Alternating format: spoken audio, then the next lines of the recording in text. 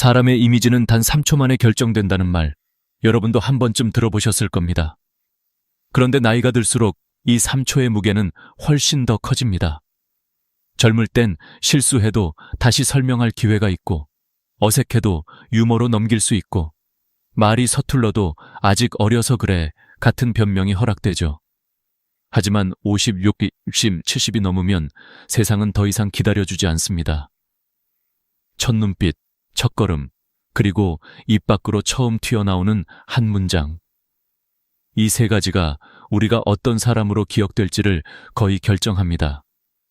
그래서 더 무섭고 더 중요해지는 순간이 바로 이 첫마디입니다. 많은 분들이 이런 이야기를 털어놓습니다. 예전엔 내가 말하면 귀 기울여 주던 사람들이 요즘은 그냥 흘려듣는 것 같아요. 가족들에게 말할 때도 반응이 예전 같지가 않아요. 후배들은 대답은 하지만 눈을 마주치지 않아요.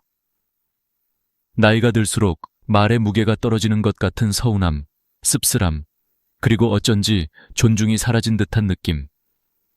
사실 이런 감정은 누구나 겪지만 그 원인을 아는 사람은 많지 않습니다. 사람들은 말투가 어색해서 듣지 않는 게 아닙니다. 나이가 많아서 무시하는 것도 아닙니다. 진짜 이유는 첫 3초에 마음이 열리지 않았기 때문입니다. 즉, 상대가 마음의 문을 닫은 채로 듣기 시작하면 그 어떤 좋은 말도 심장까지 닿을 수 없습니다. 그래서 첫마디는 단순한 인사가 아니라 상대의 마음을 여는 열쇠입니다. 특히 요즘 시대는 예전과 다릅니다. 사람들이 바쁘고 스마트폰에 익숙하고 말에 쉽게 피로감을 느낍니다. 듣는 에너지가 점점 줄어들고 있기 때문에 첫마디에서 마음을 움직이지 않으면 대화 전체가 의미를 잃어버립니다. 예를 들면 손주와 이야기할 때도 그렇습니다. 할머니가 뭔가 말하려고 하면 아이들은 이미 스마트폰을 보고 있고 아들이나 며느리에게 조심스레 조언을 건네도 네, 알겠어요 하고 끝나는 경우가 많습니다. 하지만 같은 상황에서도 어떤 분들은 신기하게도 모두의 시선을 한 번에 끌어당깁니다. 눈빛이 따뜻하거나 옷차림이 단정해서만이 아닙니다. 그분들의 공통점은 단 하나, 첫마디가 다릅니다. 첫마디에서 이미 상대를 감싸고 높이고 귀하게 다루는 태도가 묻어나오기 때문에 상대의 귀가 자연스럽게 열립니다. 실제로 심리학 연구에서도 첫 3초의 상대가 경계할지 받아들일지를 판단한다고 밝혀졌습니다. 표정과 목소리 톤, 그리고 첫 문장의 뉘앙스가 이 판단을 거의 80% 이상 좌우한다고 합니다. 오래 살아온 지혜와 경험이 많은 어르신일수록 처음 내뱉는 말이 얼마나 큰 힘을 가지고 있는지 더 깊이 이해할 수 있습니다. 우리가 살아오며 만난 수많은 사람들, 마음이 따뜻했던 사람과 차가웠던 사람을 떠올려 보면 결국 그들을 기억하게 만든 건 아주 작은 말투, 한마디의 딱딱함과 부드러움이었습니다. 첫마디가 단단하고 딱딱하면 상대의 마음은 순식간에 닫힙니다. 반대로 첫마디의 따뜻함과 존중이 담기면 그 후의 모든 말이 훨씬 더 깊게 전달됩니다. 예를 들어 필자가 직접 경험한 일이 있습니다. 어느 노신사를 만났는데 처음 뵙는 순간 그는 이렇게 말했습니다. 바쁘신데 제 이야기에 귀 기울여 주셔서 감사합니다. 그 한마디를 듣는 순간 말투가 차분하면서도 상대를 높여주려는 마음이 느껴져서 자연스럽게 호감이 생겼습니다. 대화를 오래 나누지 않아도 이분이 어떤 사람인지, 얼마나 따뜻한 마음을 가진 사람인지 단번에 알 수 있었습니다. 반대로 이런 경우도 있습니다. 처음 만난 사람이 요즘 사람들은 참 이기적이야. 아휴, 세상이 왜 이렇게 됐는지 몰라. 같은 말로 시작하면 마음속 작은 문 하나가 탁 닫히는 소리가 들립니다. 상대는 더 이상 귀를 열지 않고 대화는 시작보다 빨리 끝나버리죠. 결국 첫마디는 단순한 말이 아니라 당신을 어떻게 대하겠습니다 라는 선언입니다. 첫 3초가 미래의 관계를 결정짓는 순간이 되는 것입니다. 그래서 나이가 들수록 첫마디는 더 단단해야 하고 더 따뜻해야 하고 더 품격 있어야 합니다. 왜냐하면 우리의 말투는 단지 말이 아니라 살아온 방식, 품성, 인생의 깊이를 보여주는 얼굴이기 때문입니다. 여러분의 첫마디는 지금까지 어떻게 들려왔을까요? 사람의 귀를 닫게 하는 말이었나요? 아니면 마음을 열게 하는 말이었나요? 인생의 후반부는 말 한 줄로도 충분히 바뀔 수 있습니다. 첫마디가 바뀌면 대화가 바뀌고, 대화가 바뀌면 관계가 바뀌고, 관계가 바뀌면 삶 전체가 달라집니다. 그 변화의 시작이 바로 이 첫 3초입니다. 그리고 이 3초를 완전히 뒤집어 놓을 수 있는 한 문장은 다음 장에서 다루게 될 이야기입니다. 그 한마디가 여러분의 품격을 다시 빛나게 만들 것입니다. 만나는 사람이 누구든 어떤 위치에 있든 첫마디로 상대의 마음을 여는 가장 강력한 표현은 단 한 줄입니다. 바로 시간 내주셔서 감사합니다 라는 말입니다. 이 짧은 문장은 단순한 예의 표현이 아니라 상대의 존재를 높이고 관계의 온도를 바꾸고 여러분의 품격을 한순간에 끌어올리는 힘을 가지고 있습니다. 많은 분들이 이 말을 처음 들으면 이렇게 말합니다. 그 정도 말이 무슨 큰 차이를 만들어. 하지만 실제로 이 말을 자주 사용하는 분들은 어디를 가든 사람들에게 따뜻하게 기억되고 대화의 분위기가 훨씬 부드럽고 편안해지는 경험을 자주 합니다. 왜냐하면 이 말은 누구나 알고 있지만 거의 아무도 먼저 말하지 않는 표현이기 때문입니다. 대부분의 사람들은 인사를 할 때 안녕하세요, 잘 지내셨어요 정도로 시작합니다. 물론 나쁜 말은 아니지만 상대에게 특별함을 남기기엔 약합니다. 그러나 시간 내주셔서 감사합니다 라고 말하는 순간 상대의 표정이 살짝 바뀌는 걸 느낄 수 있습니다. 그 표정에는 나를 귀하게 대해주는구나 라는 감정이 담겨 있습니다. 사람은 누구나 자신이 소중하게 여겨지고 싶어 합니다. 특히 중년 이후에는 관계에서의 인정과 존중이 무엇보다 큰 힘을 발휘합니다. 이 한 문장을 쓰기 시작하면 여러분의 말투는 이미 절반 이상 품격을 얻습니다. 이 표현이 가진 첫 번째 힘은 상대를 높여주는 태도입니다. 나이가 들수록 상대를 낮추고 조언하거나 가르치려는 말투가 자연스럽게 나오기 쉽습니다. 하지만 관계를 단단하게 만드는 건 지식을 전하는 사람이 아니라 상대를 귀하게 대하는 사람입니다. 시간이라는 건 누구에게나 공평하고 가장 가치 있는 자산입니다. 그런 시간을 내어준 상대에게 진심으로 감사한다는 뜻이 전해지면 그 순간 상대의 마음에는 따뜻한 신뢰가 생깁니다.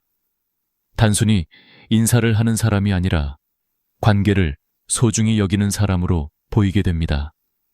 두 번째 힘은 말하는 사람의 수준을 보여준다는 것입니다. 아무 말이나 툭 내뱉는 사람보다 상대의 시간을 먼저 존중하는 사람은 자연스럽게 인품이 깊게 느껴집니다. 실제로 많은 심리학 연구에서 사람이 가장 크게 감동받는 순간은 자신이 인정받았다고 느낄 때라고 말합니다. 그리고 그 인정은 복잡한 말이 아니라 당신의 시간을 귀하게 생각합니다 라는 단순한 표현에 담겨 있습니다. 나이가 들수록 사람들은 말의 화려함보다 마음의 깊이를 더 크게 봅니다. 그 깊이가 바로 이 한마디에서 드러나는 것입니다. 세 번째 힘은 관계를 부드럽게 여는 열쇠라는 점입니다. 여러분도 아마 경험해 보셨을 겁니다. 손주가 귀찮다는 듯 갑자기 네, 알겠어요 라고 말하면 왜 그렇게 서운했는지, 혹은 자식들이 말은 들어주지만 눈을 마주치지 않을 때 느껴지는 거리감. 그런데 신기하게도 같은 사람에게 바쁜데 시간 내줘서 고맙다 라고 말하면 그 순간 분위기가 바뀝니다.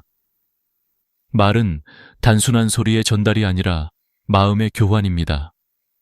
상대의 마음이 열려 있을 때 들어가는 말과 닫혀 있을 때 들어가는 말은 전혀 다르게 전달됩니다. 이 짧은 문장은 상대의 마음을 열어주는 열쇠 역할을 합니다. 네 번째 힘은 나의 격을 높여주는 품격의 언어라는 점입니다. 사람은 자신에게 어떤 말을 쓰느냐로 품격을 판단합니다. 같은 말을 들어도 품격 있는 표현을 자주 쓰는 사람은 마음에 오래 남습니다. 예를 들어 제가 잘했어요 라는 말보다 덕분에 많이 배웠습니다 라는 말이 훨씬 깊고 따뜻하게 들립니다. 이는 말의 기술이 아니라 삶의 태도에서 비롯됩니다. 상대가 누구든 먼저 낮추고, 먼저 감사하고, 먼저 진심을 전하는 사람은 어디서나 존중받습니다. 나이가 들수록 이 품격의 언어는 더 큰 가치를 갖습니다. 형식적인 관계보다 진심 있는 표현을 더 중요하게 여기게 되기 때문입니다. 다섯 번째 힘은 대화의 분위기를 결정짓는 출발점이라는 점입니다. 대화는 첫 문장에서 방향이 이미 정해집니다. 가벼운 농담으로 시작하면 관계는 편안해지고, 불만이나 푸념으로 시작하면 분위기가 차갑게 식습니다. 하지만 감사로 시작하면 대화는 자연스럽게 따뜻함으로 흘러갑니다. 시간 내주셔서 감사합니다라는 말은 작은 불씨 같아서 대화 전체에 온기를 퍼뜨리는 역할을 합니다. 그래서 품격 있는 사람의 말은 끝보다 시작에서 더 많은 마음을 움직입니다. 어느 날 실제로 있었던 일입니다. 한 70대 어르신이 젊은 직장인과 만나는 자리에서 첫마디로 이렇게 말했습니다. 바쁜데 일부러 와줘서 고맙네. 요즘 젊은 사람들 시간 귀한데. 그 말 한마디에 젊은이는 바로 허리를 곧게 펴며 그 어르신을 다시 보기 시작했습니다. 처음 만났지만 그 어르신을 진심으로 존중하게 된 것이죠.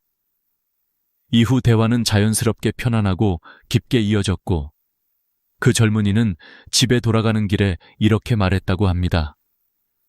저런 어른이 되고 싶다. 이처럼 한 문장이 사람의 마음을 바꿀 수 있습니다. 그리고 그 변화는 나이가 들수록 더 크게 작용합니다. 여러분의 말이 바뀌면 여러분을 대하는 사람들의 태도가 달라집니다. 그리고 그 시작은 이 단 한 줄의 표현에서 시작됩니다. 시간 내주셔서 감사합니다. 이 말은 여러분의 품격을 조용하지만 강하게 드러내는 가장 단순하고 확실한 방법입니다. 도움이 되는 사람, 함께 있고 싶은 사람, 다시 만나고 싶은 사람의 공통점은 무엇일까요? 화려한 말솜씨도 풍부한 지식도 아닙니다.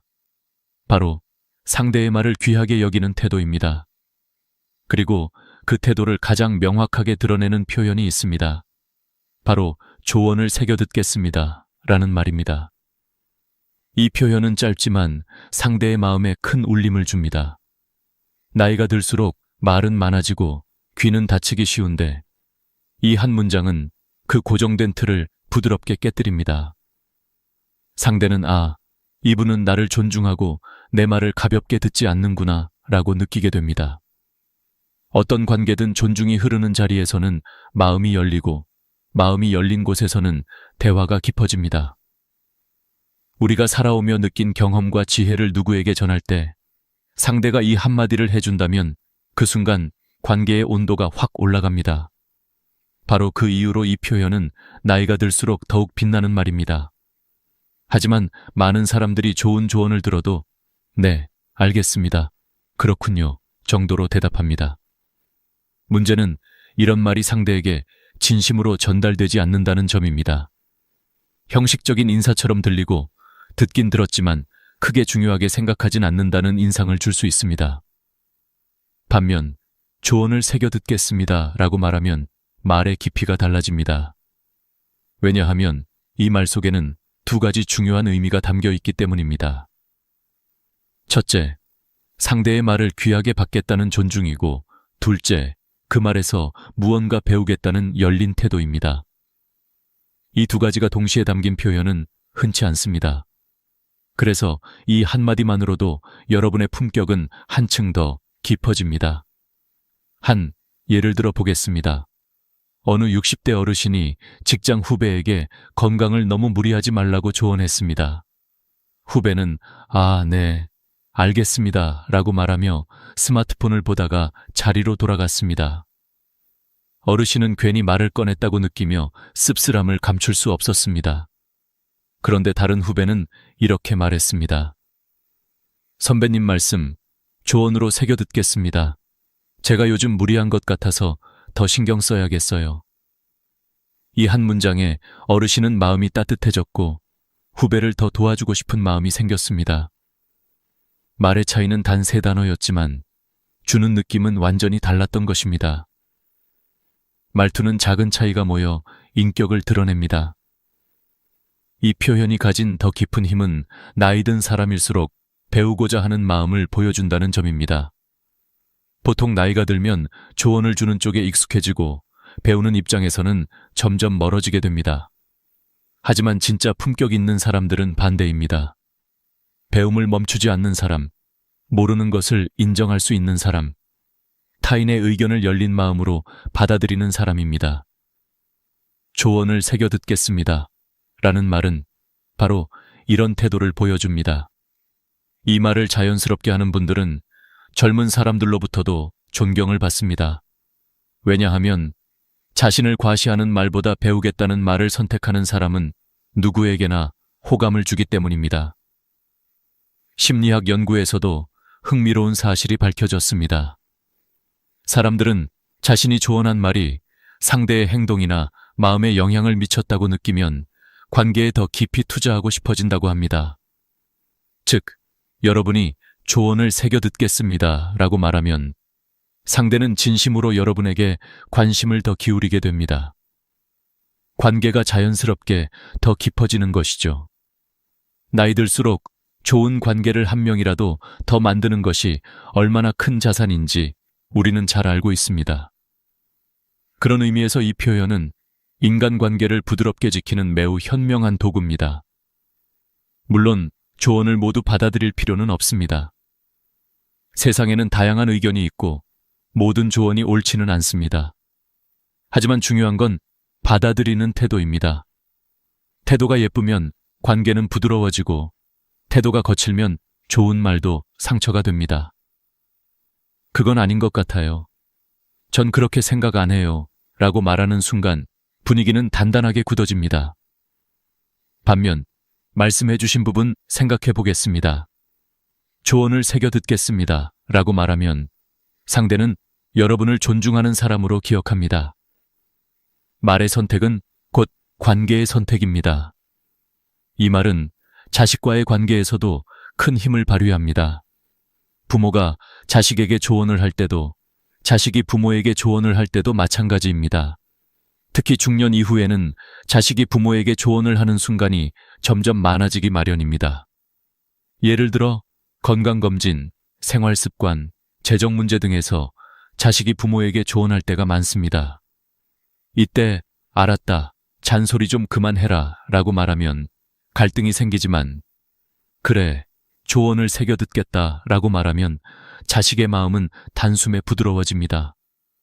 나이가 들수록 자식에게 존중받고 싶은 마음은 누구나 가지고 있습니다. 그런데 역설적이게도 부모가 자식의 말을 존중할 때 자식은 부모를 더 깊이 존중하게 됩니다. 존중은 일방적인 것이 아니라 서로를 비추는 거울과 같기 때문입니다. 일상에서도 이 표현을 사용할 순간은 정말 많습니다. 병원에서 의사에게, 모임에서 지인에게, 이웃과 이야기할 때, 심지어 가족과 이야기할 때도 언제든 쓸 수 있는 말입니다. 그리고 이 말이 쌓일 때 여러분의 이미지도 함께 단단해집니다. 말투는 하루아침에 바뀌지 않지만 작은 표현 하나가 습관이 되면 그 사람 전체의 분위기가 달라집니다. 남은 인생을 더 따뜻한 관계 속에서 더 지혜로운 말투로 살아가고 싶다면 이 표현만큼 실용적이고 품격 있는 도구는 없습니다. 사람의 마음은 복잡한 것 같지만 의외로 단순합니다. 나를 존중해주는 사람을 좋아하고 내 말을 귀하게 들어주는 사람을 신뢰하고 배우려는 사람에게 호감을 느낍니다. 조언을 새겨 듣겠습니다라는 말은 이 3가지를 동시에 충족시키는 말입니다. 그래서 나이가 들수록 이 표현은 빛을 더합니다. 여러분의 삶은 이미 많은 경험과 지혜로 풍성합니다. 그 지혜 위에 열린 태도까지 더해진다면 여러분의 말을 듣는 사람들은 자연스럽게 여러분을 다시 보게 될 것입니다. 이 말 한마디가 여러분의 대화를 깊고 따뜻하게 만들어줄 것입니다. 사람들과 오래도록 좋은 관계를 유지하고 싶다면 반드시 조심해야 할 것이 있습니다. 바로 돈을 중심에 두는 말과 태도입니다. 나이가 들수록 돈에 대한 이야기가 자연스럽게 많아집니다. 젊을 때는 일이 많고 사람을 많이 만나니 돈 이야기를 굳이 꺼낼 시간이 없습니다. 하지만 은퇴하고 시간이 많아지고 사회적 경쟁에서 벗어나게 되면 돈에 대한 생각과 감정이 더 크게 느껴질 때가 많습니다. 그래서 어떤 사람은 모임에서 자신의 재산을 과시하는 쪽으로 흐르고, 다른 사람은 돈에 대한 불안 때문에 모든 대화가 걱정과 계산으로 이어집니다. 그런데 두 경우 모두 결국 사람을 멀어지게 한다는 공통점이 있습니다. 인간관계를 오래 관찰해보면 돈을 중심에 두는 사람이 가장 먼저 외로워지고, 돈을 내려놓고 관계를 우선하는 사람이 결국 주변에 더 많은 사람이 남는다는 사실을 발견하게 됩니다. 모임에서 흔히 볼 수 있는 장면을 떠올려 보세요. 누군가가 우리 아들은 집이 2채야. 이번에 땅값이 올랐는데 내가 그걸 미리 알아서. 같은 말을 할 때 처음에는 다들 대단하다고 들어줍니다. 하지만 시간이 조금만 지나면 표정이 굳어지고, 그렇게 자랑하는 사람과는 자연스럽게 대화를 피하게 됩니다. 왜냐하면 사람은 비교당하면 마음이 아프고, 누가 자랑을 할수록 듣는 사람의 마음은 작아지고 불편해지기 때문입니다. 특히 나이가 들수록 사람들은 진심, 배려, 따뜻함 같은 정서적인 가치를 더 필요로 합니다. 그런데 돈 자랑은 그 모든 정서적 가치를 한순간에 무너뜨립니다. 돈은 숫자이지만 상처는 감정입니다. 그래서 돈 자랑은 계산보다 상처를 더 많이 남깁니다. 반대로 돈이 부족하다고 지나치게 집착하는 태도 역시 관계를 멀어지게 합니다. 돈 없으면 아무것도 못한다. 요즘 세상은 돈이 전부다. 같은 말이 반복되면 상대는 대화를 피하고 싶어집니다.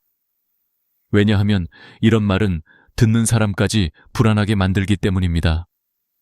돈은 분명히 중요합니다.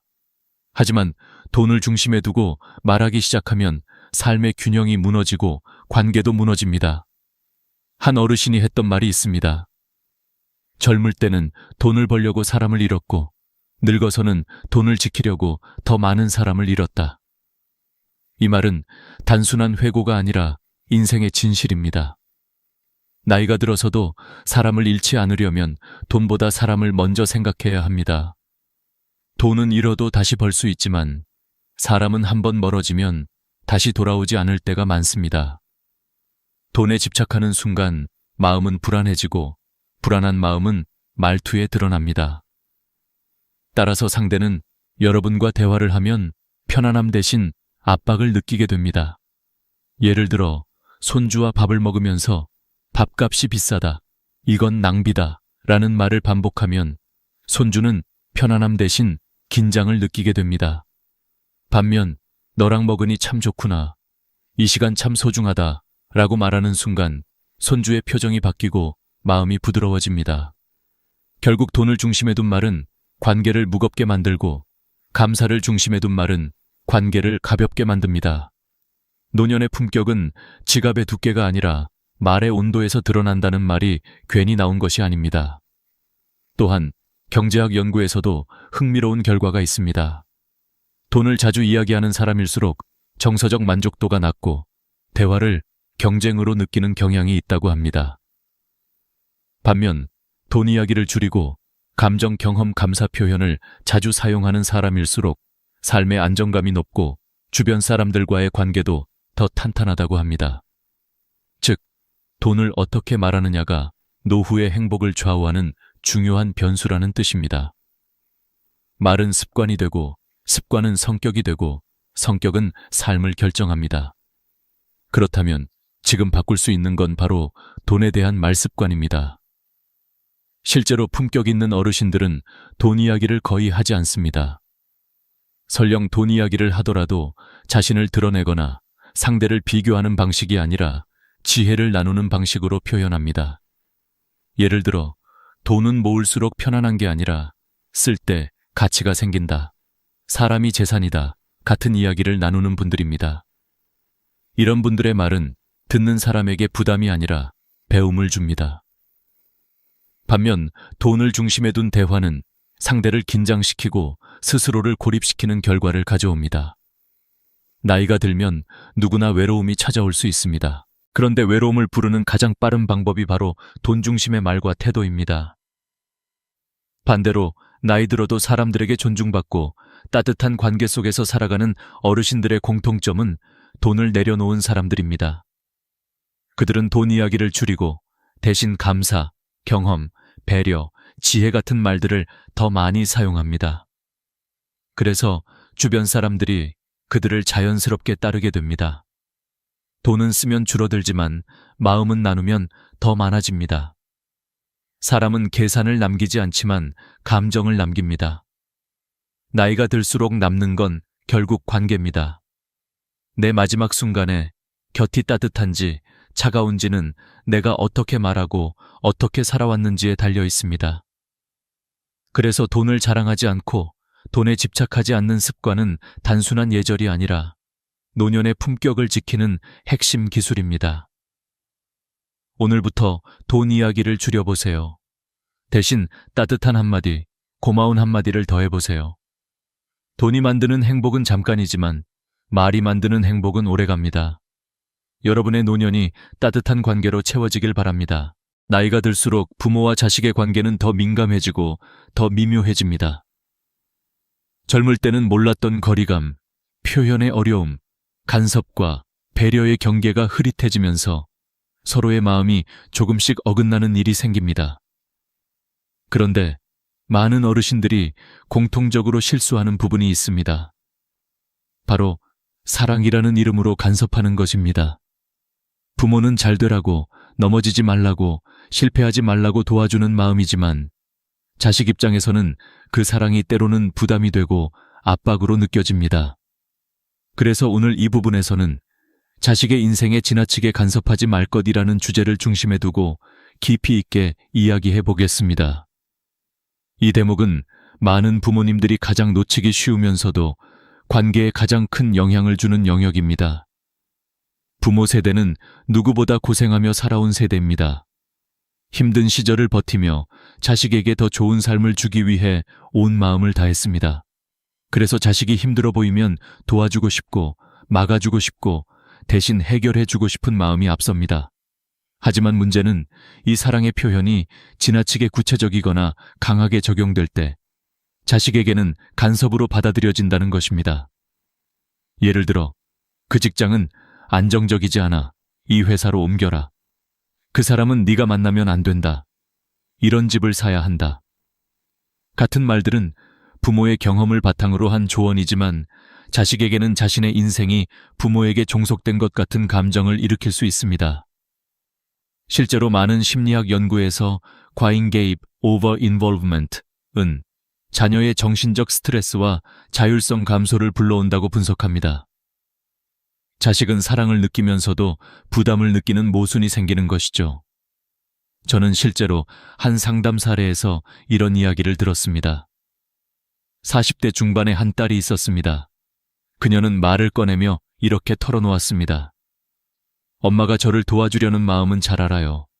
그런데 제가 뭘 하려고 하면 늘 마지막 결정을 엄마가 내려주는 느낌이에요. 마치 제 인생이 제가 아니라 엄마 인생 같아요. 부모는 사랑해서 하는 행동이지만 자식은 자유를 잃었다고 느끼는 순간입니다. 이처럼 부모가 도와준다고 느끼는 부분이 자식에게는 오히려 내 선택이 무시된다는 감정으로 전해지는 경우가 많습니다. 결국 이런 반복된 경험은 거리를 만들고 대화는 점점 줄어들며 마음에는 보이지 않는 벽이 생깁니다. 하지만 반대로 어떤 부모님들은 한 발 물러서는 용기를 통해 자식의 인생을 더욱 강하게 만들어줍니다. 한 아버지는 은퇴 후에도 자식의 모든 일에 조언을 해왔습니다. 그러다 어느 날 아들이 조심스럽게 말했습니다. 아버지 의견은 고맙지만 제가 스스로 해본 뒤 실패하면 그때 알려달라고 하면 안 될까요? 그 말에 아버지는 생각이 깊어졌습니다. 이후 그는 아들에게 이렇게 말했습니다. 내가 해줄 수 있는 건 이제 응원뿐이다. 그 한 문장이 아들의 마음을 단단하게 세웠고 두 사람의 관계를 한층 더 성숙하게 만들었습니다. 부모가 한 발 물러설 때 자식은 한 발 앞으로 나아갈 힘을 얻습니다. 자식에게 지나친 간섭을 하지 않는다는 건 무관심을 의미하는 게 아닙니다. 오히려 신뢰를 의미합니다. 자식을 믿는 마음, 스스로 선택할 수 있다고 생각하는 마음, 실패해도 일어설 수 있다는 믿음이 자식에게 가장 큰 선물입니다. 오래된 통계 하나를 보면 더욱 분명해집니다. 한국가정학 연구에 따르면 부모의 간섭이 많을수록 자식의 결혼 만족도, 직업 만족도, 정신적 안정감이 모두 낮아지는 것으로 나타났습니다. 반면 부모의 신뢰와 지지가 높을수록 자식의 삶의 만족도와 관계의 질이 모든 면에서 높아졌습니다. 결국 부모의 역할은 간섭이 아니라 지지라는 뜻입니다. 어르신들이 간혹 하는 말이 있습니다. 내가 도와주면 편하잖아. 맞습니다. 부모가 나서면 당장은 편합니다. 하지만 부모가 다 해버리면 자식은 강해질 기회를 잃습니다. 삶은 결국 스스로 부딪혀야 성장하고 실수하면서 배워야 단단해집니다. 부모의 사랑이 자식을 약하게 만들지 않아야 합니다. 진짜 사랑은 자식을 편하게 만드는 것이 아니라 스스로 살아갈 수 있게 만드는 것입니다. 그럼 구체적으로 어떻게 해야 할까요? 첫째, 조언을 할 때는 명령형이 아니라 선택형으로 바꾸세요. 이렇게 해야 해. 대신 너라면 어떤 게 더 좋다고 생각해? 라고 물어보면 됩니다. 둘째, 자식이 결정을 내렸을 때 틀렸다고 느껴져도 바로 지적하지 말고 내 선택을 응원하고 지켜볼게 라고 말해보세요. 셋째, 도움을 줄 때도 먼저 물어보세요. 이 부분 도와주는 게 너한테 더 편할까? 아니면 네가 스스로 해보고 싶니? 이렇게 물어보는 작은 변화 하나가 자식에게는 커다란 존중으로 다가옵니다. 넓은 세상을 떠올려 보세요. 모든 나무는 뿌리의 힘으로 자랍니다. 하지만 나무가 자라려면 뿌리가 너무 꽉 잡고 있어서는 안 됩니다.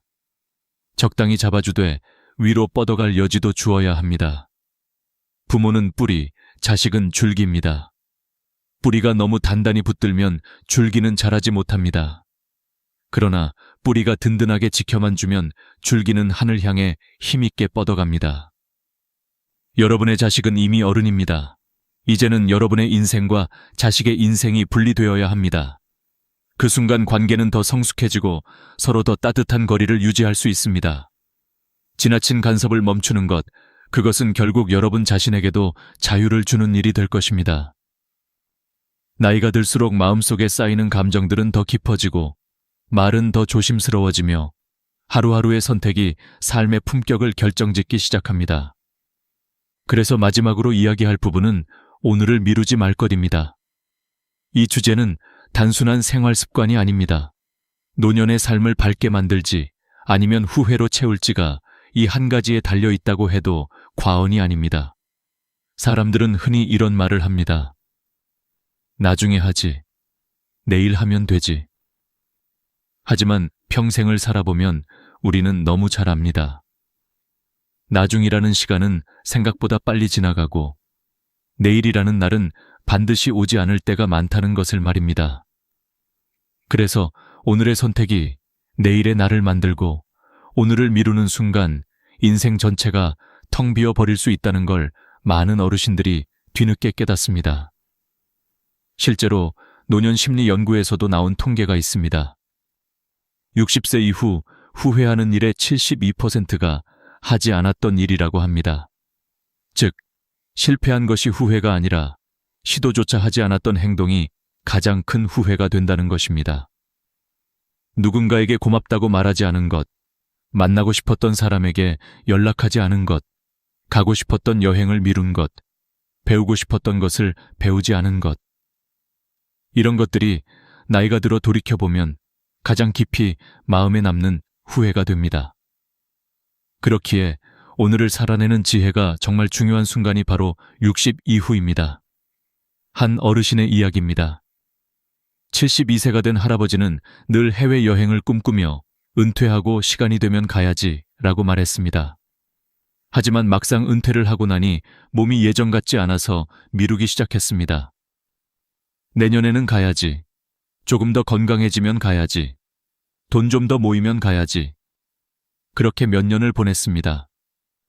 그러던 어느 날 건강이 급격히 악화되면서 더 이상 긴 여행을 갈 수 없게 되었습니다. 의사도 장거리 비행은 위험하다고 말했고 걷는 것도 힘들어졌습니다. 그는 말했습니다. 건강할 때 갈 걸. 준비보다 용기가 먼저였는데 나는 준비만 하다 시간을 다 보냈네. 여행은 단순한 이동이 아닙니다. 하고 싶은 일을 당장 실행하는 용기의 상징입니다. 그리고 그 용기가 나중에는 나를 지켜줍니다. 사람도 마찬가지입니다. 만나고 싶은 사람에게 나중에 연락해야지 라고 미루다 보면 결국 다시는 만나지 못할 날이 오기도 합니다. 실제로 많은 어르신들이 가장 후회하는 것 중 하나가 그때 전화라도 한 통 할 걸 이라는 말입니다. 관계는 유지하려는 노력이 있을 때만 계속 이어지고 그 작은 행동이 늦어지면 인연도 멀어집니다. 오늘 생각난 사람이라면 오늘 연락하는 것이 진짜 지혜입니다.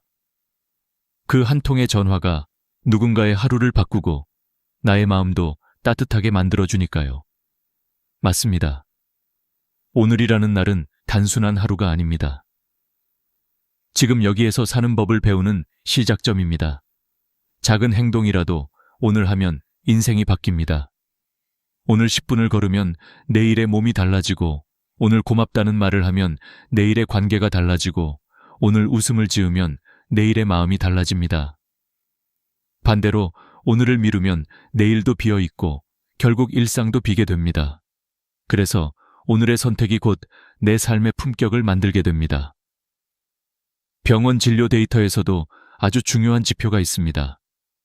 고령층의 건강지표 중 즉시 행동점수라는 항목이 있는데 오늘 해야 할 일을 바로 실행하는 사람일수록 우울감도 적고 회복력도 높으며 일상 만족도는 2배 이상 높아집니다. 그만큼 오늘 행동하는 힘은 노년에 매우 강력한 자산이 됩니다. 이건 운동이나 건강관리뿐 아니라 감정, 관계, 취미, 일상 전반에 적용됩니다. 작은 행동 하나가 마음의 활기를 되살리고 몸의 에너지를 깨우고 삶의 생기를 불어넣습니다. 오늘을 미루지 않는 삶은 결코 크고 거창한 일을 하라는 뜻이 아닙니다. 오히려 아주 사소한 것부터 시작합니다. 오늘 커피 한 잔이라도 맛있게 마시는 것, 보고 싶었던 드라마 한 편을 편안하게 보는 것, 동네를 천천히 산책하는 것, 좋아하는 음악을 틀어놓고 마음을 쉬게 하는 것. 이런 소소한 실천이 쌓이면 인생 전체가 달라집니다.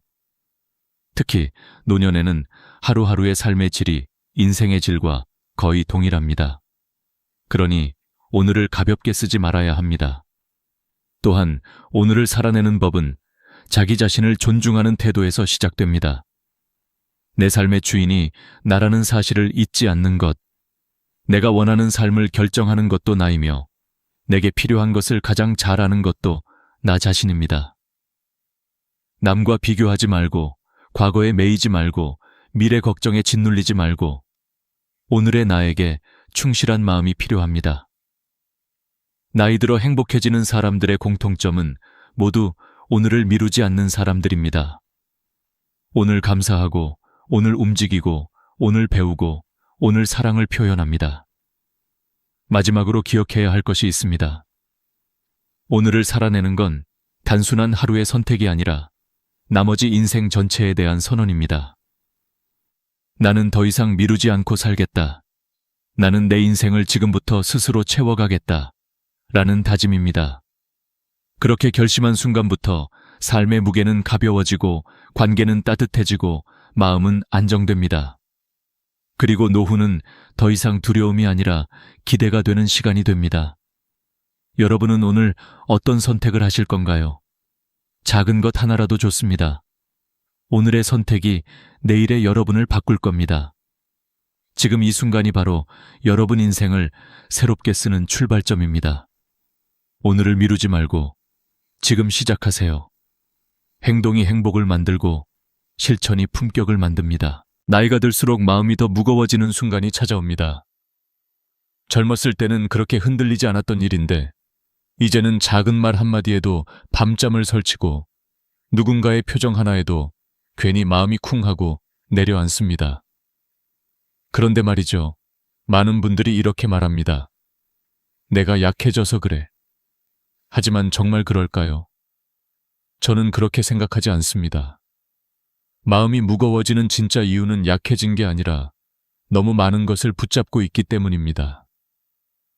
우리가 살아오며 쌓아온 경험, 관계, 기대, 미련, 억울함 같은 것들이 나도 모르게 마음 한구석을 차지하고 시간이 지날수록 그것이 점점 더 무게가 되어 내려앉는 것이죠. 이 이야기를 시작하기 전에 한 어르신의 고백이 떠오릅니다. 젊을 땐 무식해서 편했고 나이 드니 아는 게 많아져서 더 힘들어. 이 말이 참 깊습니다. 나이가 들수록 삶의 무게는 줄어들지 않고 오히려 생각의 무게가 더해지는 것 같습니다. 그래서 저는 오늘 이 이야기를 통해 여러분의 어깨 위에 올라앉은 그 무게를 함께 살펴보고 조금이라도 내려놓을 수 있도록 돕고 싶습니다. 우리는 늘 괜찮다고 말하지만 사실은 괜찮지 않은 날이 더 많습니다. 혼자 밥을 먹다가 눈물이 핑 돌 때도 있고 오래 묵혀둔 상처가 문득 떠올라 멍해질 때도 있습니다. 그런데 신기하게도 그 대부분의 고통은 지금 일어나고 있는 일이 아니라 이미 지나간 일 또는 아직 오지 않은 일에서 옵니다. 과거의 후회, 미래의 불안, 사람들의 시선, 그리고 나 자신에 대한 끝없는 평가. 이 모든 것이 마음을 꽉 조여오죠. 법륜 스님은 고통은 쓸데없는 것에 집착해서 생긴다고 하셨습니다. 그렇다면 그 쓸데없는 것은 도대체 무엇일까요? 그것은 바로 내가 놓지 못한 생각들입니다. 손에 쥐고 있는 것이 중요한 게 아니라 놓지 못하고 있는 것이 문제인 거죠. 이쯤에서 질문을 하나 드리고 싶습니다. 지금 당신 마음을 무겁게 누르고 있는 것이 정말 그렇게까지 중요한가요? 혹시 여러분도 이런 경험이 있을 겁니다.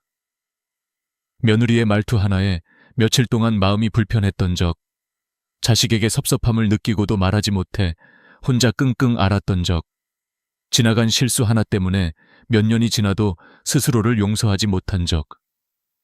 그런데 시간이 흐르고 돌아보면 그 감정들이 정말 내 인생을 뒤흔들 만큼 큰 의미가 있었던가요? 많은 분들이 이렇게 말하죠. 그때는 왜 그게 그렇게 화가 났는지 모르겠어. 이 말은 곧 우리가 붙잡고 있던 감정의 상당수가 사실은 놓아도 되는 것이었다는 뜻이기도 합니다. 실제로 한국의 심리상담센터 통계에 따르면 60세 이상 상담 이유 1위가 관계 스트레스, 2위가 감정 조절의 어려움이라고 합니다.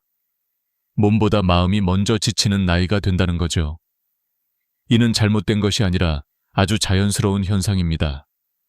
왜냐하면 우리는 살아오며 너무 많은 것을 쌓아왔기 때문입니다. 그러나 아이러니하게도 바로 그 쌓아온 것이 삶을 무겁게 만드는 짐이 되기도 합니다. 그래서 인생 후반기에는 비우는 공부가 필요합니다. 배우고 채우는 것보다 훨씬 더 중요한 것은 내려놓는 연습입니다. 어느 70대 어르신은 남편의 무뚝뚝한 말투 때문에 평생 상처를 받았다고 합니다. 그런데 어느 날 문득 깨달았다고 합니다. 저 사람은 원래 저런 사람인데 내가 왜 50년 동안 바꿔보겠다고 애를 썼지? 그 순간 마음이 편안해졌다고 하셨어요. 이 이야기는 많은 걸 시사합니다. 우리가 힘들었던 이유는 상대 때문이 아니라 내가 붙잡고 있던 기대 때문이었다는 것이죠. 기대는 사랑의 그림자처럼 보이지만 사실은 상처의 씨앗이 되기도 합니다. 그리고 또 하나, 사람들이 의외로 놓지 못하는 것이 있습니다. 바로 나에 대한 평가입니다. 나이가 들어도 사람의 마음은 참 섬세합니다. 누가 나를 무시하는 것처럼 느껴지면 금세 마음이 다치고 누가 나를 칭찬해주면 하루 종일 기분이 좋습니다. 그런데 법륜 스님은 이렇게 말합니다.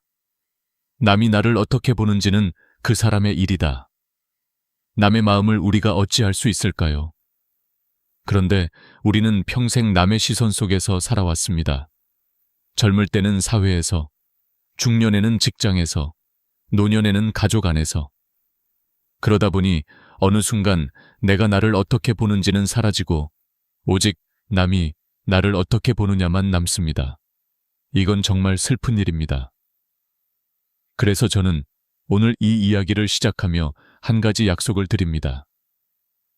이 영상이 끝날 때쯤 여러분의 마음 한켠에 오래 눌려있던 무언가가 조금이라도 내려가 있기를, 그리고 그동안 스스로를 너무 힘들게 했던 생각들 중 하나라도 그래, 이제는 놓아도 되겠다 하고 내려놓을 수 있기를, 우리가 함께 이 길을 걸어가 볼 겁니다. 마음을 괴롭히는 헛된 믿음들, 쓸데없는 집착들, 그리고 놓아야 할 감정들, 지금부터 그 무게들을 하나씩 살펴보며 진짜 가벼운 마음이 무엇인지 배워보려 합니다. 당신의 인생은 아직 늦지 않았습니다. 마음은 나이가 들지 않기 때문입니다. 살다 보면 우리는 누구나 마음속에 이 정도쯤이야 하고 넘기는 작은 감정들이 쌓여 어느 순간 큰 고통이 되는 순간을 맞이합니다. 그런데 그 고통의 실체를 하나씩 들여다보면 놀랍게도 대부분이 현실이 아니라 내가 만든 착각, 내가 붙잡고 있는 헛된 믿음들입니다. 법륜 스님은 이런 마음의 함정들을 쓸데없는 집착이라고 표현하셨습니다. 그런데 많은 분들이 아니, 나는 아무것도 욕심내지 않고 조용히 살고 있는데 무슨 집착이냐고 말합니다. 하지만 평범한 일상 속에도 마음을 갉아먹는 집착은 얼마든지 숨어 있습니다. 그 대표적인 것이 바로 남의 시선, 과거에 대한 후회, 끝없는 비교, 기대, 욕망, 그리고 관계에 대한 오해입니다. 먼저 한국인들이 가장 자주 빠지는 첫 번째 함정은 남이 나를 어떻게 볼까 지나치게 의식하는 마음입니다. 특히 50, 80대 분들은 젊은 시절부터 체면, 예의, 남의 눈이라는 문화 속에서 살아왔습니다. 그래서 누군가의 말투 하나에도 저 사람이 나를 무시하는 건가 라는 생각이 들고 길거리에 혼자 서 있는 모습만으로도 괜히 부끄러워지는 순간이 많습니다. 그런데 심리학 연구에 따르면 사람들은 남을 생각하는데 하루 평균 3%도 쓰지 않는다고 합니다. 다시 말해, 우리가 남들이 나를 이렇게 볼 거야 라고 생각하는 97%는 사실 내 상상이라는 거죠. 한 어르신이 이런 말씀을 하셨습니다. 내가 걱정했던 그 시선은 알고 보니 전부 내가 만든 그림자였더라. 두 번째 함정은 과거에 머무는 마음입니다. 그때 내가 왜 그랬을까? 그 말을 안 했으면 얼마나 좋았을까? 다시 돌릴 수만 있다면, 이런 생각을 반복하는 건 마음의 독이 됩니다. 뇌과학에서는 과거의 후회를 자꾸 떠올릴수록 스트레스 호르몬인 코르티솔이 증가한다고 합니다. 그래서 몸이 더 지치고 면역력이 떨어지죠. 그런데 중요한 사실은 과거는 우리가 아무리 붙잡아도 바꿀 수 없다는 것입니다. 바꿀 수 없는 것을 계속 붙잡으면 삶은 무거워지고 바꿀 수 있는 오늘은 놓쳐버립니다. 세 번째 함정은 비교입니다. 비교는 삶을 잠식하는 습관입니다. 저 집은 여행도 잘만 다니는데 저 사람은 손주들한테 사랑받는다던데 왜 나는 저렇게 못할까? 모든 비교는 마음의 열등감을 키웁니다. 한국보건사회연구원의 조사에 따르면 60세 이상이 느끼는 우울감의 주요 원인 중 하나가 바로 비교였습니다. 남과 비교하는 순간 우리는 가진 것의 소중함을 보지 못합니다. 비교는 늘 나를 부족하게 만들고 남은 더 행복해 보이게 만들 뿐입니다. 네 번째 함정은 누군가에게 지나친 기대를 걸고 그 기대가 충족되지 않으면 실망하는 마음입니다. 특히 자녀와의 관계에서 이런 상황이 많이 일어납니다. 이번엔 아들이 꼭 와주겠지. 며느리가 이번 생일만큼은 챙겨주겠지. 남편이 이번엔 알아주겠지. 하지만 사람은 내가 원하는 대로 움직이지 않습니다. 한 70대 어머니가 이런 말씀을 하신 적이 있습니다. 기대하면 실망하고 기대 안 하면 감사하게 되더라. 이것이 참된 지혜입니다. 다섯 번째는 조금만 더라는 끝없는 욕망입니다. 조금만 더 모으면, 조금만 더 건강해지면, 조금만 더 편해지면. 하지만 그 조금만은 끝이 없습니다. 연구에 따르면 돈과 행복의 상관관계는 일정 수준까지이고 그 이후로는 소득이 늘어도 행복감의 증가가 거의 없다고 합니다. 즉, 우리가 행복하지 않은 이유는 가진 것이 적어서가 아니라 더 가지려는 마음이 끝없이 이어지기 때문입니다. 여섯 번째는 사람을 바꾸려는 마음입니다. 남편이 조금만 다정했으면, 아들이 말이라도 좀 예쁘게 했으면, 며느리가 조금만 이해심이 있었으면. 하지만 심리학에서 말하듯 사람은 스스로 원할 때만 변합니다. 바꾸려 해도 바뀌지 않는 것은 나이가 들어서가 아니라 그 사람의 성격과 방식대로 살아가기 때문입니다. 결국 마음이 상하고 실망하는 것은 내 기준을 상대에게 억지로 끼워 맞추려 했기 때문입니다. 이런 착각들이 반복되면 마음은 점점 지치고 작은 일에도 크게 흔들립니다. 그런데 여기서 중요한 사실이 하나 있습니다. 이 착각들은 모두 내 밖이 아니라 내 안에서 만들어진다는 겁니다. 남이 나를 괴롭게 만드는 것이 아니라 내가 만든 생각이 나를 괴롭게 합니다. 그래서 법륜 스님은 말합니다. 문제는 밖에 있는 것이 아니라 그 문제를 바라보는 당신의 방식에 있다. 이쯤에서 한 가지 질문을 드리고 싶습니다. 지금 당신을 괴롭히는 그 생각, 그 감정, 그 후회, 그 비교, 그 기대. 정말 지금 이 순간도 붙잡고 있어야 할 만큼 중요한가요? 혹시라도 맞아, 내가 괜히 붙잡고 있었구나 하고 느껴지신다면 지금부터 여러분은 이미 변화를 시작한 겁니다. 이제 우리는 마음을 더 가볍게 하기 위해 그 착각들이 어디서 오는지, 왜 사라지지 않는지, 그리고 어떻게 내려놓을 수 있는지 더 깊이 들여다볼 시간입니다. 우리가 마음속에서 반복되는 괴로움의 근원을 더 깊이 들여다보면 결국 문제는 세상도 사람도 아니라 나 자신을 바라보는 방식에서 출발합니다. 많은 분들이 말합니다. 나는 남 탓도 안 하고 욕심도 없고 비교도 안 하려고 하는데 왜 이렇게 힘들까? 그런데 상담을 오래 하다 보면 공통점이 있습니다. 바로 자기 자신을 너무 엄격하게 대한다는 것, 그리고 감정이 올라올 때 그걸 제대로 바라보는 법을 배우지 못했다는 것입니다. 나이가 들수록 마음은 여유로워져야 할 것 같지만 오히려 더 단단하게 굳어지고 작아지는 경우가 많습니다. 이유는 단순합니다. 젊을 때는 바쁘다는 핑계로 감정과 마주할 시간이 없었지만 나이가 들면 마음속 시간이 많아지고 그 빈자리를 오래 쌓아온 감정들이 차지하기 때문입니다. 어느 70대 어르신이 이런 말씀을 하신 적이 있습니다. 사실 젊을 때는 남편이 화내도 금방 잊었는데 나이가 드니까 사소한 말도 오래 남더라. 왜 그럴까요? 심리학에서는 나이가 들수록 감정의 회복 속도가 느려지고 대신 감정의 깊이는 더 강해진다고 설명합니다. 즉, 예전보다 더 예민해진 것이 아니라 감정을 담아두는 그릇이 바뀐 겁니다. 그런데 대부분의 사람들은 이런 변화를 내가 약해졌다고 오해합니다. 사실은 약해진 게 아니라 감정을 다루는 방식이 예전과 같기 때문에 더 힘들어지는 것입니다. 또 하나 중요한 사실이 있습니다. 많은 분들이 평생을 나는 괜찮아 보이려는 삶을 살아왔습니다. 가족에게 강해 보여야 했고, 자식에게 의지가 되어야 했고, 사회에서는 빈틈없는 어른으로 보이기 위해 애를 썼습니다. 그렇게 살다 보니 진짜 나의 감정은 뒤로 밀려났습니다. 그리고 이제는 조금만 상처받아도 내가 왜 이렇게 약해졌지? 라는 자책이 따라붙습니다. 하지만 법륜 스님은 이렇게 말합니다. 자기를 있는 그대로 바라보는 사람이 가장 강한 사람이다. 그런데 있는 그대로 나를 바라본다는 게 말처럼 쉽지 않습니다. 왜냐하면 우리는 평생 누군가에게 인정받아야 의미 있는 존재라고 여겨왔기 때문입니다.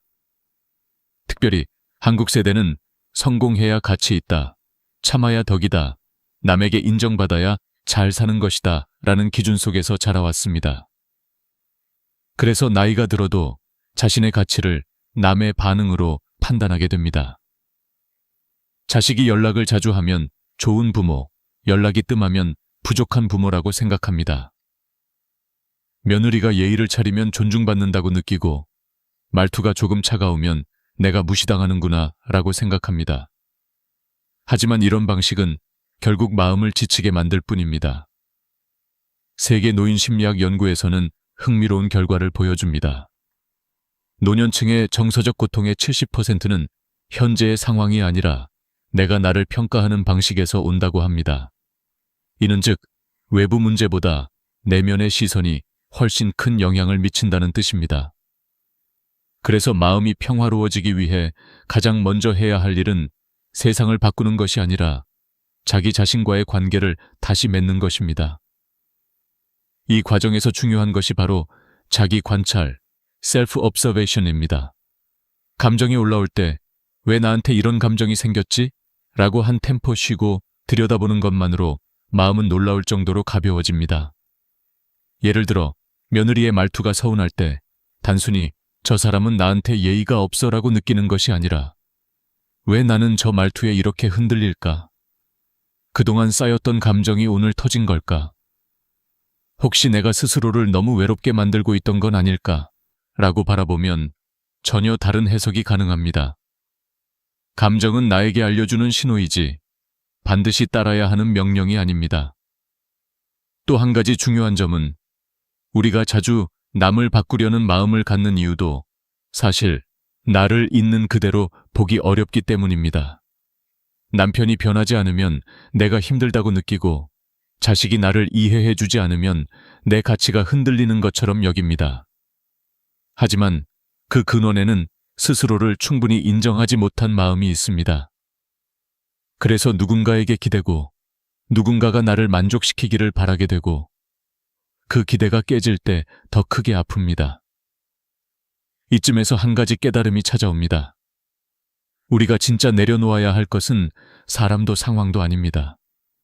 내가 만들어낸 나에 대한 오해입니다. 나는 외로운 사람이다. 나는 부족한 사람이다. 나는 인정받아야 가치 있는 사람이다. 나는 누군가의 사랑이 있어야 편하다. 이런 생각들이 결국 내 삶 전체를 가두고 있었던 것입니다. 그리고 이 생각들을 내려놓는 순간 놀랍게도 마음의 고통은 가벼워지기 시작합니다. 이제부터 우리는 나를 보는 눈을 바꾸는 법을 배우게 될 것입니다. 외부의 문제를 해결하려는 것보다 내 안의 렌즈를 바꾸는 것이 훨씬 빠르고 강력한 변화를 가져옵니다. 마음의 고통은 어떤 특별한 해결책이 필요한 것이 아닙니다. 단지 나를 바로 보는 법을 배우면 됩니다. 그리고 그 순간부터 관계도 달라지고 일상도 달라지고 무엇보다 마음이 달라집니다. 지금 이 순간 당신은 이미 그 변화를 향해 한 걸음을 내디뎠습니다. 우리는 평생 동안 행복은 조금만 더 가면 찾아올 것이다 라는 믿음을 품고 살아왔습니다. 자식이 자리 잡으면, 노후 자금이 어느 정도 모이면, 건강이 조금만 나아지면, 혹은 지금의 어려운 시기가 지나가기만 하면 그때쯤은 웃을 수 있지 않을까 하고 기대합니다. 하지만 인생을 오래 살아온 어르신들의 공통된 고백은 이렇습니다. 기다린 행복은 오지 않더라. 이 말은 결코 허무주의가 아닙니다. 오히려 아주 중요한 진리를 담고 있습니다. 행복은 미래의 사건이 아니라 지금 이 순간의 상태라는 것입니다. 법륜 스님은 행복은 먼 미래에 숨어 있는 것이 아니라 지금 마음이 열릴 때 찾아온다고 말씀하십니다. 이 말은 단순한 위로가 아니라 뇌과학에서도 증명된 사실입니다. 실제로 하버드 대학교의 성인 발달 연구에 따르면 인간의 행복은 환경보다 해석, 소유보다 태도, 미래의 목표보다 현재의 만족감에 훨씬 더 크게 좌우됩니다. 다시 말해, 상황이 좋아져야 행복해지는 것이 아니라 지금 이 순간을 받아들일 때 행복의 문이 열린다는 것입니다. 하지만 우리는 대부분 마음의 렌즈가 과거와 미래로 향해 있습니다. 과거의 실수, 상처, 후회는 여전히 마음 한쪽을 찌르고 있고 미래의 불안, 걱정, 가능성은 또 다른 무게가 되어 어깨에 내려앉습니다. 그 무게를 견디다 보니 정작 지금이라는 순간은 비어버립니다. 지금의 햇살, 지금의 바람, 지금 내 눈앞에 있는 사람, 이 모든 것이 지나쳐갑니다. 그래서 행복은 늘 내 삶의 옆을 스쳐 지나가기만 합니다. 한 80대 어르신에게 어느 날 질문을 드린 적이 있습니다. 선생님은 언제 가장 행복하셨나요? 오래 생각하던 그분은 이렇게 답하셨습니다. 행복한 줄 모르고 살던 때가 가장 행복했지. 이 말 속에는 우리의 삶이 담겨 있습니다. 우리는 행복을 특별한 순간에서 찾으려 하지만 사실은 일상 속 작은 장면들이 가장 따뜻한 행복을 만들어냅니다. 손주가 건넨 작은 메모지, 아침 햇빛에 반짝이는 창문, 식탁 위에 놓인 따뜻한 국 한 그릇. 이런 순간이 모여 하루를 만들고 하루가 모여 삶을 만듭니다. 그런데 우리는 늘 조금 더 큰 행복을 찾느라 이 소중한 조각들을 놓치고 있습니다. 또 하나 중요한 진실이 있습니다. 우리가 생각하는 행복의 조건, 돈, 건강, 관계, 성취, 이런 것들이 실제로는 행복의 절반도 채우지 못한다는 사실입니다. 영국 심리학회 연구에 따르면 행복을 결정하는 요소 중 40%는 마음가짐, 10%는 환경, 50%는 선택과 행동이라고 합니다. 즉, 건강이 조금 나빠져도, 돈이 조금 모자라도, 관계가 완벽하지 않아도 행복할 수 있는 여지는 충분히 남아있다는 뜻입니다. 그러나 많은 사람들은 환경이 완벽해야 행복할 수 있다고 착각합니다. 바로 이 착각이 우리를 평생 지치게 만드는 것입니다. 그리고 또 하나, 행복을 방해하는 대표적인 심리적 요소가 있습니다. 바로 나는 아직 준비가 안 됐다는 마음입니다. 많은 사람들이 행복을 미룹니다. 조금만 더 수고하면, 조금만 더 참으면, 조금만 더 기다리면 행복이 따라올 거라고 믿습니다. 하지만 실제로는 그 조금만은 평생 끝나지 않습니다. 결국 그 과정에서 중요한 시간이 흘러가고, 몸은 늙어가고, 관계는 멀어지고, 마음은 지쳐갑니다. 결국 어르신들이 말하죠. 행복을 미루는 동안 청춘도 기회도 다 지나가더라. 법륜스님은 이렇게 말씀하십니다. 행복은 지금을 인정하는 순간 시작된다. 이 말은 우리가 가진 오랜 착각을 뒤흔듭니다. 행복은 미래에서 우리에게 걸어오는 것이 아니라 지금 내가 선택하는 것입니다. 어떤 상황이든 오늘의 작은 기쁨을 발견할 수 있다면 그것이 바로 행복입니다. 그 기쁨은 돈이 없어도, 자식과 거리가 멀어도, 건강이 조금 부족해도 충분히 느낄 수 있는 것입니다. 심장내과 의사들의 연구에서도 한 가지 공통적인 결과가 나옵니다. 현재에 집중하는 사람일수록 혈압과 불안 수치가 낮고 수면의 질이 높다는 것입니다. 반대로 과거에 머물거나 미래 걱정이 많은 사람들은 만성 스트레스와 긴장으로 인해 면역력도 떨어지고 우울감이 깊어질 가능성이 높습니다. 즉, 지금 이 순간을 사는 것은 단순한 정신적인 위로가 아니라 몸을 지키는 건강한 선택이기도 합니다. 그렇다면 우리는 어떻게 해야 지금 이 순간을 살 수 있을까요? 바로 작은 순간을 놓치지 않는 연습, 내 감정을 있는 그대로 받아들이는 연습, 남과 비교하지 않는 연습입니다. 이런 작은 실천들이 쌓여 마음의 평화를 만들어냅니다. 행복은 멀리 있지 않습니다. 너무 멀리 찾느라 보지 못했을 뿐, 사실 늘 우리 곁에 있었습니다. 지금 이 순간 숨을 들이쉬고 내쉬는 것, 따뜻한 차 한 모금, 창밖으로 스며드는 햇빛, 누군가 건넨 짧은 안부 인사. 이 평범한 순간들이 바로 당신의 행복입니다. 지금 이 순간을 다시 바라보는 것이 바로 새로운 삶의 시작입니다. 행복이 지금 이 순간에 있다는 사실을 깨닫고 나면 다음으로 중요한 것은 그 행복을 지켜낼 습관입니다. 마음은 조금만 방심해도 다시 과거로 끌려가고 비교로 흔들리고 기대 때문에 상처받고 걱정으로 무거워지는 존재이기 때문입니다. 그래서 인생 후반기일수록 마음 사용법을 새롭게 익혀야 합니다. 많은 어르신들을 상담하면서 제가 느낀 것은 마음이 평온한 분들에게는 공통적인 3가지 습관이 있다는 점입니다. 그리고 놀랍게도 이 습관들은 누구나 어렵지 않게 실천할 수 있으며 하루를 얼마나 다르게 만드는지 눈에 띄게 드러납니다. 지금부터 그 3가지 습관을 하나씩 깊이 들여다보겠습니다. 첫 번째 습관은 오늘 하루를 소중히 바라보는 마음입니다. 언뜻 들으면 너무 단순하고 당연해 보이지만 실제로는 대부분의 사람들이 한 번도 제대로 실천해 보지 못한 습관입니다. 아침에 눈을 떴을 때 몸이 크게 아프지 않다는 사실, 창문 너머로 빛이 들어온다는 사실, 밥을 씹을 수 있고 걸을 수 있고 누군가와 대화를 나눌 수 있다는 사실을 기적처럼 느끼는 것. 이 단순한 마음가짐이 삶의 질을 얼마나 바꿔놓는지 상상 이상입니다.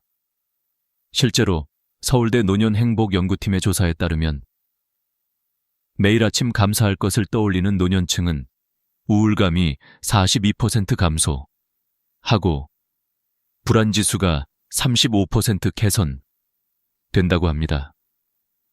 그만큼 생활 속 감사가 마음의 안정에 미치는 효과는 매우 큽니다. 한 75세 어르신은 이런 말씀을 하셨습니다.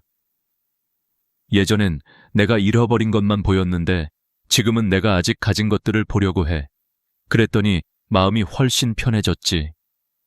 이 말은 단순한 위로가 아니라 삶을 바꾸는 법칙입니다. 보는 관점이 바뀌는 순간 하루가 달라집니다. 두 번째 습관은 내 감정과 반응을 알아차리는 연습입니다. 많은 분들이 내가 화내고 싶어서 화를 내는 게 아니다. 내가 서운해지고 싶어서 서운한 게 아니다. 라고 말합니다. 맞습니다. 감정은 통제가 아니라 반응에 가깝습니다. 문제는 감정 그 자체가 아니라 그 감정이 올라왔을 때 내가 어떻게 반응하는가입니다.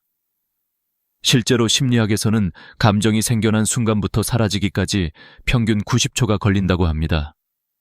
그 짧은 시간을 잘 다루면 감정이 더 깊어지지 않고 흘러갑니다. 예를 들어 며느리의 말투가 마음에 걸릴 때, 남편의 무뚝뚝한 태도 때문에 기분이 나빠질 때, 자식의 무심함을 느끼는 순간, 바로 그 순간 스스로에게 이렇게 물어보는 것입니다. 지금 내가 왜 이렇게 흔들릴까? 이 감정은 사실 오래 쌓여있던 감정이 올라온 건 아닐까? 혹시 내가 요즘 외로워서 작은 말에도 더 민감해진 건 아닐까? 이렇게 감정을 관찰하는 것만으로 마음의 폭풍이 잦아들기 시작합니다. 감정은 억누를수록 더 강해지고 바라볼수록 자연스럽게 물러납니다. 어느 68세 할머니는 며느리와 자주 갈등이 있었는데 어느 날 이런 깨달음을 얻었다고 합니다. 며느리가 바쁜 날에는 말투가 좀 짧아지더라고. 근데 그걸 내가 무시라고 받아들였던 거야. 사실은 내 오해였는데. 관점을 바꾸는 순간 갈등도 사라졌다고 합니다. 결국 나를 괴롭힌 것은 사람의 말투가 아니라 그 말투를 해석한 나의 감정이었던 것이죠. 세 번째 습관은 비교 대신 감사하는 마음을 붙잡는 것입니다. 비교는 더 나은 삶을 위한 동기가 되기도 하지만 대부분의 경우 노년기에는 마음의 상처가 되는 경우가 더 많습니다. 저 집은 손주들이 매주 찾아온다는데, 저 사람은 아직도 여행 다닌다는데, 나는 왜 이렇게 사는지 모르겠다. 비교는 항상 내가 가진 것을 작게 만들고 남이 가진 것을 크게 보이게 합니다. 그래서 비교를 멈추지 않으면 감사할 수 있는 눈을 잃어버립니다. 법륜 스님은 비교는 불행의 가장 쉬운 방법이다 라고 말합니다. 반대로 감사는 행복을 여는 가장 빠른 방법입니다. 실제로 일본과 한국에서 진행된 고령층 심리 연구에서도 감사 습관을 실천한 그룹은 6개월 만에 삶의 만족도가 2배 이상 증가했습니다. 한 72세 어머니는 이런 말씀을 하셨습니다. 우리 딸은 자주 연락은 안 해도 생일은 꼭 챙기더라. 그게 어디야.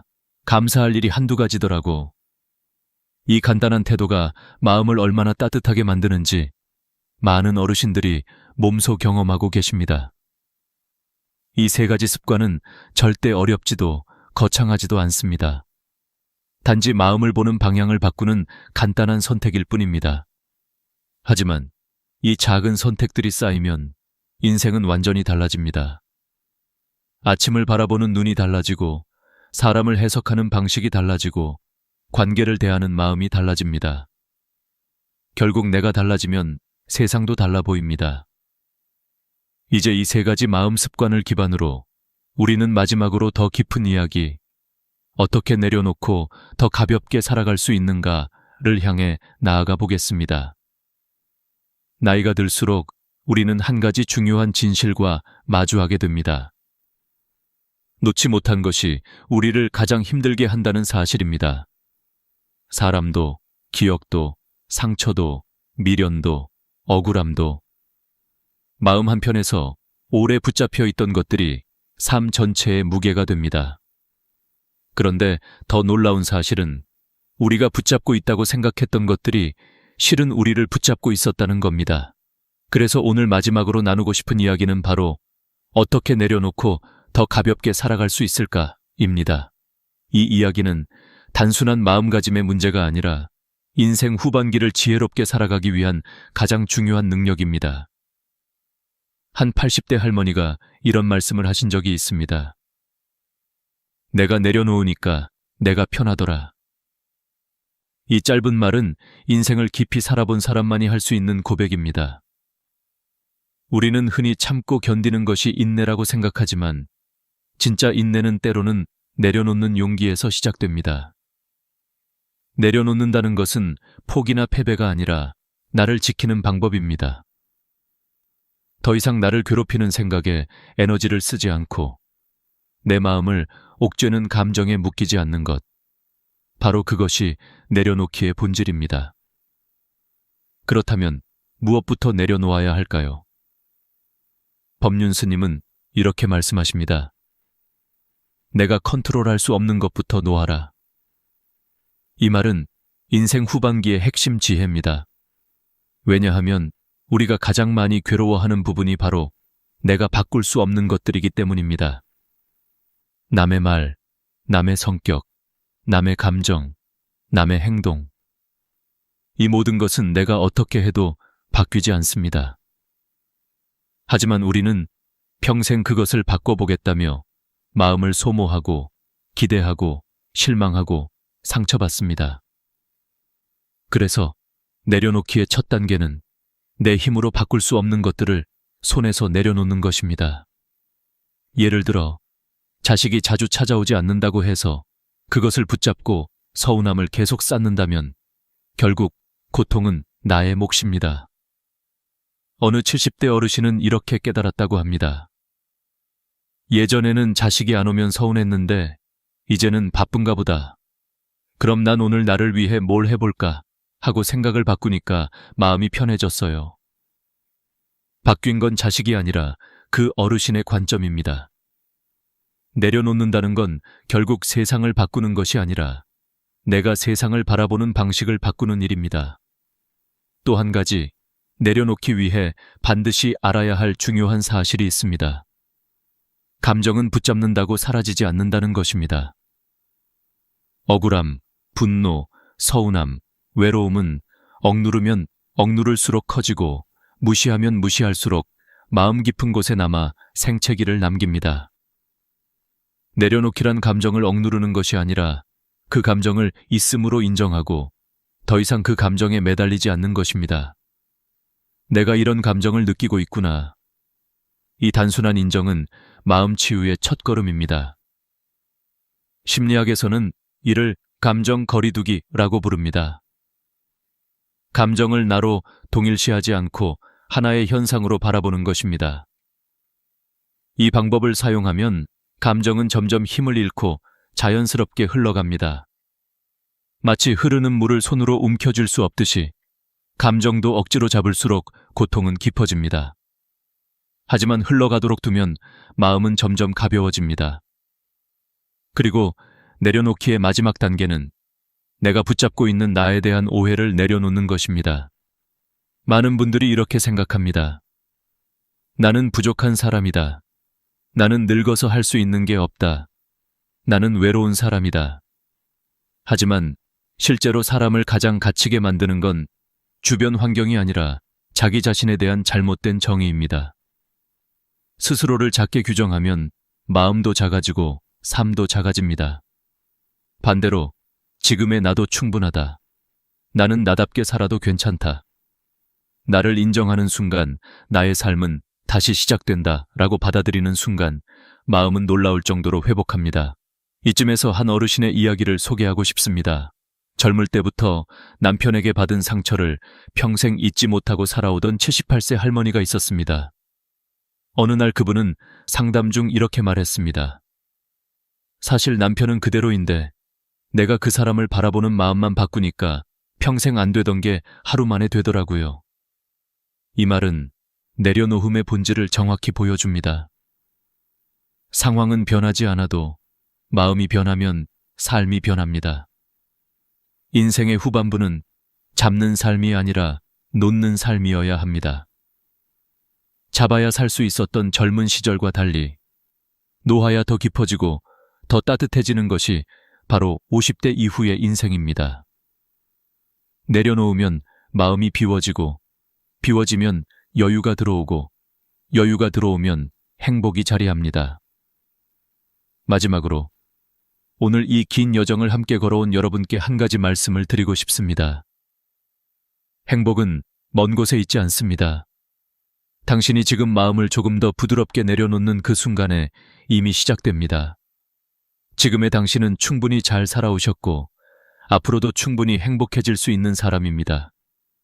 행복은 찾아오는 것이 아니라 지금 이 순간 마음이 허락하는 만큼 흘러들어오는 것입니다.